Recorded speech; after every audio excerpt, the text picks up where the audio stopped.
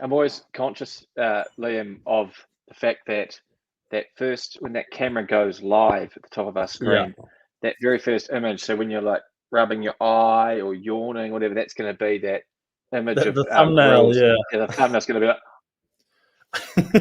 like.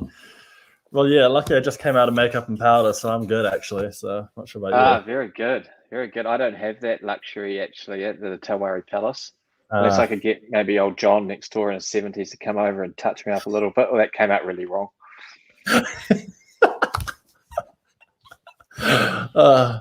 I'd say we could edit it out, but we can't. You kind of know what I meant. Maybe not. So today we're doing a little talk about leasing and terms and conditions, which are two of the more logical next steps for a startup entrepreneur or an entrepreneur. So without further ado, Liam, you've done a lot of work reviewing leases for clients. You just want to give a quick précis on that whole process of when they find a premises they like the look of, talk to a letting agent, and then get in touch with someone like yourself to review the agreement to lease or deed of lease, maybe a little chat about the distinction between the agreement to lease and the deed of lease, maybe the pros and cons of each, and then just some more generic points around that for leasing would be awesome. Yep, no, easy. Well, I'll start off with agreement to lease, really. I'll just square that one away. Basically, that is a document which, as the name suggests, is an agreement to lease. So it doesn't set out the actual lease document, although it may attach it as sort of just this is what we're going to enter into. But it's just a document that, say the property is being currently constructed, or for some reason or another, the lease won't actually start for another, say, 6 or 8 months, but you really want to lock it in now, you'll enter into this agreement to lease with the landlord. And so they can obviously be great things, but there's a sort of give and take, or at least, what's the word for it? You just have to be cognizant of, by agreeing to terms in an agreement to lease, you're obviously locking yourself in for those terms. So you want to make sure, if you are entering into these, think about things like rent, for example. That's an easy one. Just have an idea of where the market's going. So say if there is going to be market rent, that's how the lease is going to be done. You don't want to necessarily agree in an agreement to lease on market rent if you think, obviously, that the rent's going to be going down in the future. You'll want to be able to have that luxury or flexibility to negotiate that point at the time you actually enter into the lease, the actual formal lease. The lease itself, that's the most important thing. It's really important, obviously, for business owners. It gives you an actual interest in the land as well, as opposed to a license, which are much more sort of just personal rights between the licensor and the licensee.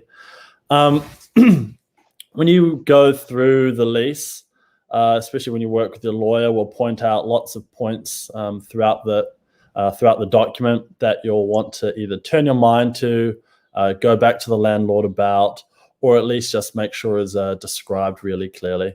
So just going through that off the top of my head, there'll be things like making sure that the premises is described completely and correctly in the lease document. Now, that's important for a lot of reasons, particularly where the area you're intending to lease is actually forming a bigger part of an area. So say it's a big building and you're sort of renting a certain section of it. It's really important for that to be clearly delineated in the lease, preferably by a plan attached to it, saying this is the area that you're leasing. You don't want to sort of have any sort of ambiguity about it, because then all of a sudden you might be going in one day, working in an area, and all of a sudden realizing that you actually don't have the rights to actually occupy and work from that area. So it's always important to go in, see the area physically, and make sure that marries up with whatever is recorded in the actual deed of lease. Just want to talk quickly about car parks as well as part of that. Yeah, I was about to go.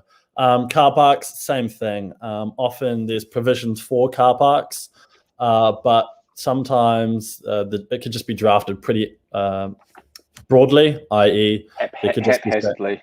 Yeah, just saying, look, there's 20 car parks. Now, if there is only a car park outside and that car park only services your building, which you're leasing all of, that's fine. But again, if there is sort of like a big business area, there's several other lessees around you, and there's more than 20 car parks, ideally you would like to specifically describe where those car parks are and make it sure that you have a clear right to those car parks, because that then cuts down the frustration of other customers from other businesses. Can be, and in practice has been for clients of ours, a huge issue if they don't take our advice and be really particular about exactly what particular space on a map that your particular tenancy has a interest in the land of. So I explained that terribly because it's Monday morning. I haven't had enough coffee yet, and I'm still sitting on those scrambled eggs, which I'm just learning how to cook. So perfectly like Liam. But so what I mean by that is it needs to be shown on a map which are your car parks. If you have a gym, a cafe, and a hair salon, especially gyms and stuff, especially gyms, amount of infighting about because if a gym is, say, like a really populous high turnover clientele, 20, 30, 40, 50 minutes, and people go to the gym, they'll come in and they'll park anywhere. And if you've got a business which needs stable parking for your staff all day, the squabbles that can take place over that, it's mind-bending to the extent to which they can be taken to court.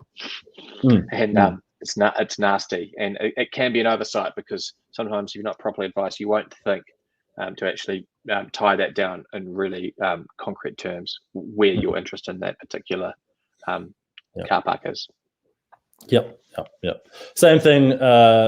Same statements can really apply to common areas as well. You want to know where those are, and make sure that because you actually have no clear right to use those areas, that if your business does for some reason actually need to use them, or at least often uses them, just make sure that because everyone actually needs to have the benefit of it, you're not impeding that or obstructing it, because that can obviously cause complications with your neighbors. Some more things that you need to turn your mind to in the lease document is things like the business use, how that's described. Again, Liam, just before you get into that, because it's a really nice little segue from Lease premises car park. You talked about market rent. You just want to do your little spiel about the outgoings and how we talked about car parks being clearly delineated. God, I'm struggling as well. Delineated, marked out. We'll have a little spiel also about the importance of quantifying outgoings, getting the receipts and showing the actual outgoings, explaining a little bit to the viewers about how the AD lease works, and making sure you don't get left high and dry if much bigger bills come in. So the ADLS lease, which is what the majority of leases that are entered into, is a standard form lease that the Auckland District Law Society's created, and it basically is a lease document which sets out terms and conditions which apply and would suit many, if not all, cases, but obviously sometimes you need to adjust it. But in that document, there's a series of outgoings. There's about 10, which concern the business operating expenses. So that's things just like water, electricity, rates for the building, and it's all so these are all that you have to be paying. But the way it works is in that lease document, there'll be a percentage which you'll be required to pay, and so that's for all rates and outgoings and expenses, which ideally represent the square foot amount that your premises fills of the area. That's probably not I haven't probably described that right. So it's if in say like a commercial area, there's 15 businesses, you'll only be wanting to pay, or at least contributing to the outgoings for that entire area, the amount the proportion equal to the proportion the premises comprises in relation to the total rentable area. That's right. So we got there. So Yeah, so it's the proportion. So if you've got, like, let's say you're one of 15, you want to pay an amount equal to what your space represents in contrast or in proportion to the whole area. So 1/15. And it's trickier than you think sometimes, because there are outgoings which are levied separately or metered separately. Well, the lease things like water. Some places just have like a water meter for each individual site, and now obviously you'd be paying 100% of those. But then then there's the other ones, which and a lot of people, even lawyers, and we have little battles, don't we, Liam, sometimes with lawyers, not understanding how that lease works, which is actually really frustrating sometimes when you get a firm that says no, when it says 100% on that front page. And it's like, that's if we had an argument with a firm a few years ago. I won't name them. A comedian right now would then name them straight away, Norm Macdonald, but we're not going to do that. And we're out to the partner, and they said, "Well, we're not overriding our juniors on this." I said, "What sort of firm are you running?" But so what they had in that situation was, it said on the front page, it's really lazy and sort of incompetent.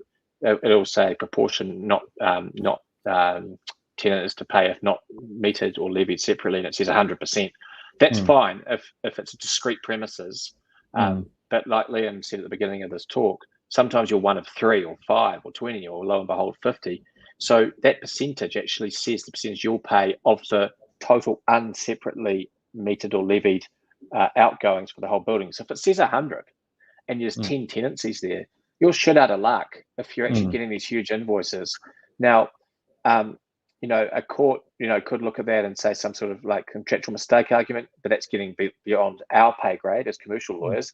But again, to go off to court costs tens of thousands, so it's probably going to be in excess of what the quantum and dispute was for most SMEs with, say, moderate to small quantum leases, amounts of rent under the leases. So it's a real trap for young players, and you have to come and talk to someone like us to make sure that you're not paying a percentage of the unseparately metered or levied expenses or outgoings for the whole building when you shouldn't be, right, Liam? Yeah, no, 100%. That's correct. And and especially because the landlord really is the one who's determining the amount of outgoings that are charged each year. So you really don't want to be sort of at the whim of them, especially with that sort of drafting error in there, because that could all of a sudden wreak havoc on cash flow if all of a sudden those outgoings change. Another thing as well is just a little technical point, but just shows how careful you've got to be as well. You've got to also make sure that clause that says the tenant will pay an amount proportionate to the square meterage which the premises represents constitutes in relation to the total. Related to the total lettable area, landlord's total lettable area.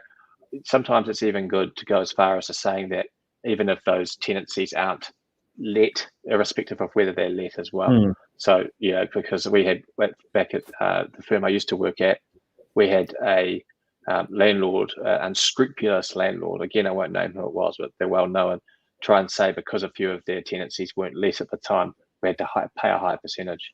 And that the lease was, which, I didn't draft, or my firm hadn't drafted, but because the people had changed lawyers, but they didn't point it out. Now, it was really unfair and unethical of the firm, and particularly the landlord, to take that line. But if it said in there something along the lines of, this proportion will not vary depending on whether or not the all of the lettable area is actually currently tenanted or not, because that's unfair as well.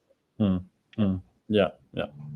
I guess just thinking of some more things to kind of think about when you're sort of negotiating, or at least in that drafting stage of leases in terms of outgoings, is thinking, or at least asking the landlord whether they're going to be charging outgoings on an actuals or estimates basis. That's always helpful to get your mind around in terms of just like projecting your cash flow and whatnot.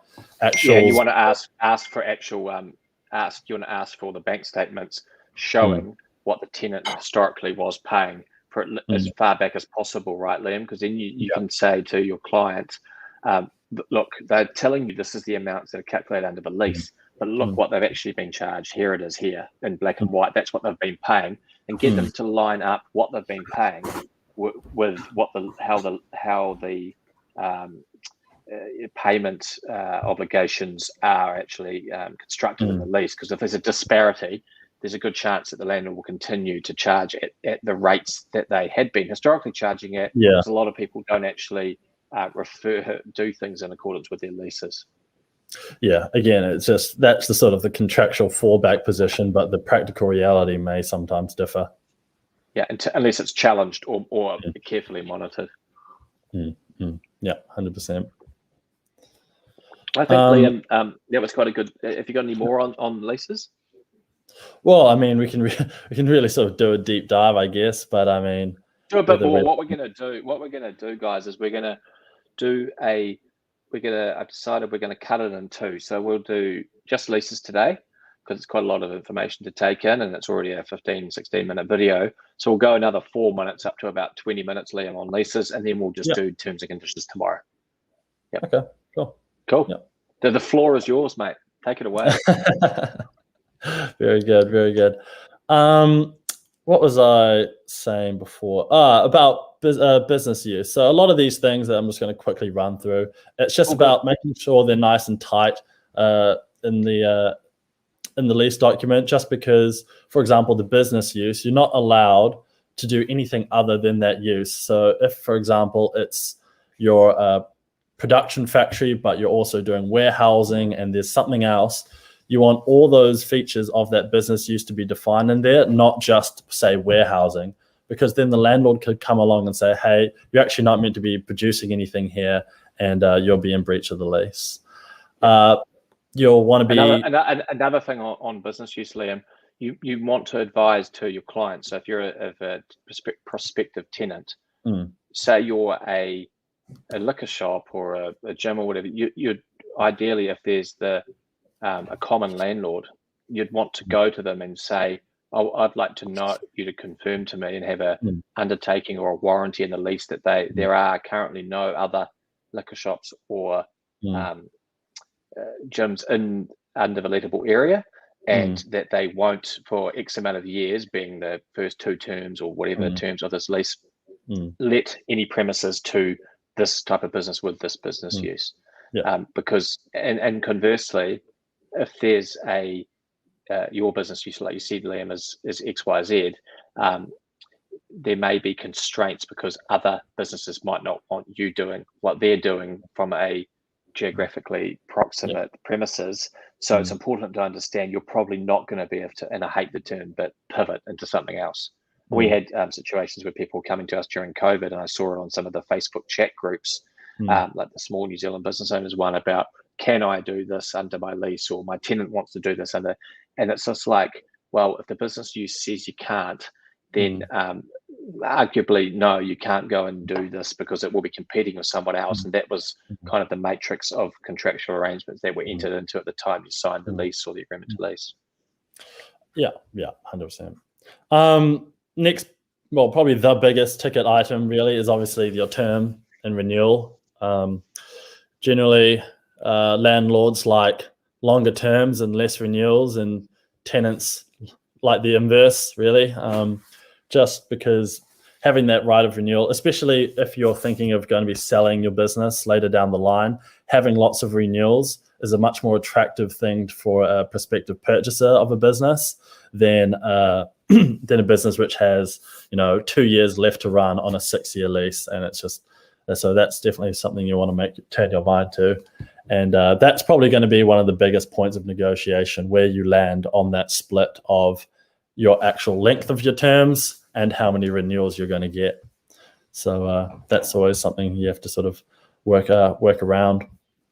And just remember as well that the AWS lease and most bespoke leases will have a clause in there that's saying that you have a unilateral, so an unchallengeable right to renew your lease. So you can release it, provided that, if you are not in breach of the lease at the time that you actually go to renew it. And now the really important thing about that is that you may have committed breaches, but as long as they've been remedied and the landlord doesn't put you on notice to say that they haven't been remedied, that's fine. But if you've had missed payments of rent, or there's other covenants under the lease that you haven't observed, such as any rights to do any kind of work that don't fall on the landlord, you need to make sure that you comply with everything that they have asked of you. Otherwise, you run the risk of being perceived or constructively put or held by the landlord to be in default and not able to renew. And the other thing around that as well, Liam, is as you know, the timing constraints around giving notice to renew. And Often if you don't comply months. with, that's right. And so you need to diary when you sign up a lease, when your renewal date, and actually when your rent review dates, which can coincide, but not necessarily, are, so you can perform the necessary process to maximize your position under those two important types of dates. Yep, 100%. Some other important just sort of DD things you need to turn your mind to, especially if it's not a brand new premises, is getting a premises condition report.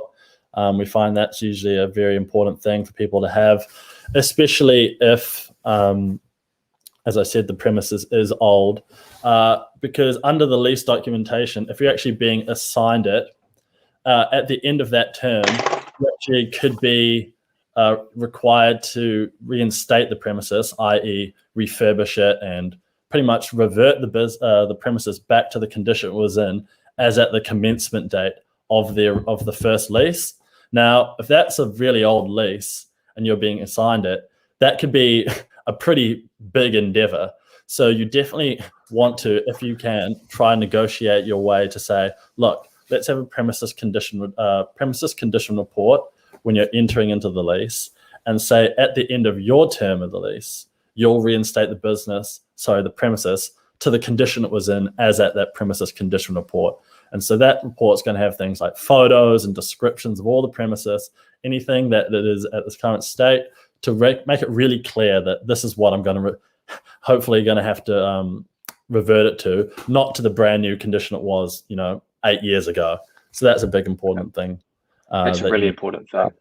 Yeah. Just want to talk a little bit, Liam, about rent reviews, the process around those, the distinction between market and CPI, and then I think we'll wrap it up after that. Yep, sure. Under the lease document, it'll specify whether the rent reviews will be by market rent or CPI. Sometimes it alternates between both. It's really just however the landlord really prefers to do it, and whether you can sort of negotiate one way or the other. So market rent is obviously, as the name suggests, the market rent. So the things you need to know about for that is that obviously it can yield both substantial increases and decreases to the rent. So you just need to be cognizant of that. Sometimes your rent could vary. There's in the ADLS lease, there's what they call ratchet clause, which will, and will almost be in every single lease you'll see, where the rent will never go down. Or at least go down, from the what it was before. So that's sort of market rent. It's also just on Liam as well. They're just a process. Talk about the ADLS one because it's a good touchstone, common reference point. Is that under the ADLS deed of lease, there's a process whereby the market rent is proposed by one of the parties, either or, and the other person can come back and challenge it. If they don't agree, there's two valuers are appointed, and then the median taken. Now, then if you're still not happy, that can go off to arbitration, and I believe that under ADLS lease, that decision is final and can't be further litigated. I've seen some interesting arbitrations around rent, particularly in the childcare context, which we have a little bit to do with through ABC Business Sales, and that's an interesting melting pot of possibilities is probably the most eloquent way to put it, that is best avoided. You're much better off being able to agree with your landlord. What can be popular from a tenant's point of view is to negotiate a annual fixed annual or say 3 yearly increase in rent of 3% or 5% or whatever, or CPI plus 2%.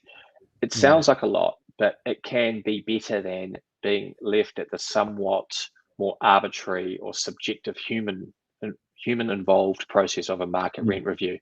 You can be better, but it all comes down to where the property is, what sort of factors come in, what outside, for example, is it a childcare, which they take into account the amount of licensed kids.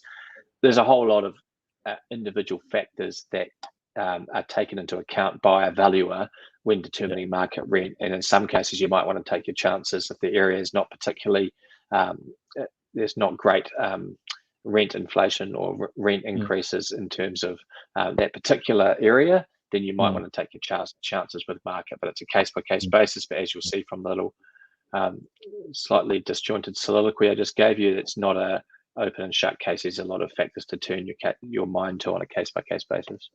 No, definitely. And I think another just sometimes a pitfall, especially if the length between rent reviews, market rent reviews is quite a while, you could find yourself in the position where they will say, hey, market rent is, $10,000 a month. But then all of a sudden, if the next market rent reviews in, say, 5 years, but between that time, the whole sort of area market rent sort of standard mean of that area goes down, you're actually stuck paying that higher market rent than all of your neighbors. So that's another thing to sort of in your mind too. Yeah. CPI is the Consumer's Price Index. It's just basically a means of measure of inflation. So it's the government. It's basically what the government thinks, charging an average price of goods at a supermarket and services. So that's sort of how it's used there now. There's a formula in the ADLS lease, so you don't have to worry yourself too much about how that's articulated, but you definitely need to be familiar with how it works. So that's one thing you need to check. And again, your lawyer will go through if he sees it's a CPI. I guess one of the final things we should probably talk about is being a guarantor. I'd say, yeah. 9 times out of 10, if you're entering into a lease for a business, you're going to be doing it by 10 out of 10, unless you're one of the chosen few and you're a particular entity you're using to purchase is such a great balance sheet, and there's just such a big organization that and the bargaining power is such that the landlord would be so lucky to have such a great tenant in there. And that perfect storm is not something that even really good business owners taking on leases are usually ever privy to. We would act for anecdotally, I'm guessing 1 out of 75 leases that we're involved with from a tenant side, where the landlord doesn't require a PG. That'll be it. Yeah. It sort of fell away a little bit during COVID for some of the more sort of pop-up type leases that people took on when landlords were seriously under the pump. But it's not common. And so by those guarantees, it's basically the landlord saying all the directors to be signing on the lease document as a guarantor. And so it's an important, big, serious financial responsibility you have to be aware of. You're going to be, as a guarantor, exposed in your personal capacity to the commercial risks of the business. So, for example, if it starts falling behind on rent, that means the landlord can come after you personally. There's a schedule in the ADLS lease which sets out your risks, which sets out your obligations, and your lawyer will go through that with you to make sure you're all abreast of them. But you definitely need to be aware of that. No, another thing on guarantees is that you just need to be careful when you or if you assign the lease before it actually expires to another lessee or tenant. You need to make sure that lessee has sufficient financial wares, so to speak, that it makes it unlikely the landlord's going to pursue you. So what I mean by that is you take notice of whether or not the incoming tenant is providing a bank guarantee to the landlord. Because if they're providing a bank guarantee to the landlord, and also checking that yourself, being just sort of mindful in the background, even though you won't have a direct contractual relationship with, you will have a contractual relationship because there'll be an indemnity in the deed of assignment that you sign, saying that they indemnify you for the landlord coming back after you for what they call the breaches of the current tenant. So what you want to make sure of is that these people have a bit of cash and that entered into a bank guarantee, because if neither of those two things have happened, the landlord can come back after you up until the expiry of the term, the current term that was in place when in which the deed of assignment was signed, in which the lease was assigned, I should say. So what that means is, I know it sounds a bit garbled, but what that means is you're still on the hook until that term of your lease expires, even though you're not the lessee anymore.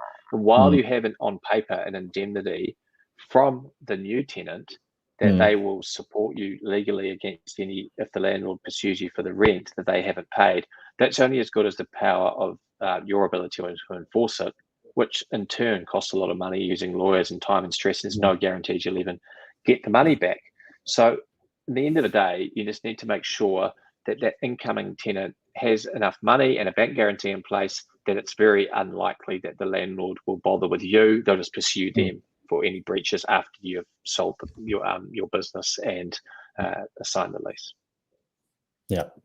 No, agreed. Sweet. To wrap it up, that's half an hour of that's pretty quick. Lee Hart likes to call on is it Harakey or one of those skits he used to do with Bill and Ben, the chitty chat chat. Yeah, so this is legal chitty chat chat, and not anywhere near as funny, but well, maybe in a dorky laughing at us rather than with us kind of way. Hey, look, you've just got the lowdown from a couple of chitty chat lawyers on the in the leasing position. So give us a shout out, send us a message, or email Liam or I at Shane or Liam at lateralllawyers.co.nz, and we can actually give you some proper advice that we're actually willing to stand behind. Thanks very much, guys. Have a great day. Thanks, mate. Cheers. Bye.